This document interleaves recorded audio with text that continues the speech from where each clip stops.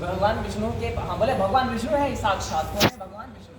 तो वहाँ पर उनके गुरु आदेश दे रहे हैं कि आप इनको वरदान आदि कुछ भी मत दो, संकल्प मत छोड़ो जल लेकर के। शुक्राचार्य जी। हाँ जी।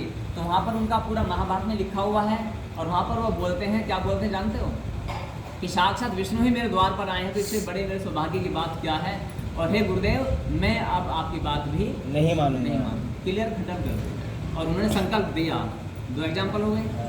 तीसरा एग्जाम्पल हम देंगे, उदाहरण किसका, भगवान श्री कृष्ण का। जब यशोदा मैया और पिताश्री और सारे वहाँ के आचार्यगण इंद्र देवता की उपासना के लिए जा रहे थे, पकवान लेकर के, भोग आदि लेकर के, तो भगवान श्री कृष्ण ने पूछा कि हे पिताजी, हे मैया, आप कहाँ जा रहे हो।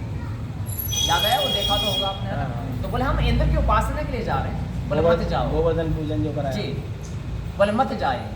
तो सब खंडन करके कहाँ चले गए थे वो, गोवर्धन पूजन। गोवर्धन पूजन।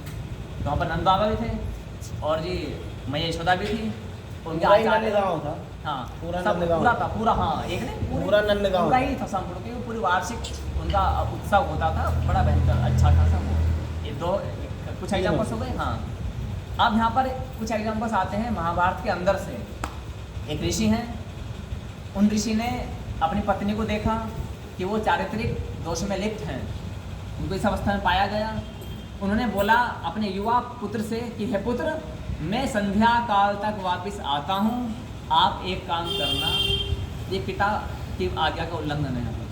आप अपने माता का जो सर है वो धड़ से अलग कर दो, फरसे से, ये लो फरसा। परशुराम जी। हाँ नहीं, वो अलग है, वो तो है ही है, वो अलग एक कथा और भी आती है ना। तो वहाँ पर क्या हुआ, वो बच्चा जो था, माँ भी चुपचाप बैठी रही सुबह से लेकर शाम तक, और पुत्र भी चुपचाप खड़ा रहा। और जब वो पति जो है वो जंगल में जाता है, लकड़ियाँ आदि काटता है, जो भी अपनी सेवा करता है, तो पछतारा होता है 2-4 घंटे में, गुस्सा शांत होता है कि कहीं मेरे पुत्र ने मेरी पत्नी का धड़ अलग तो नहीं कर दिया, सर अलग तो नहीं कर दिया। वो रो रहा है, वो बस अपनी सेवा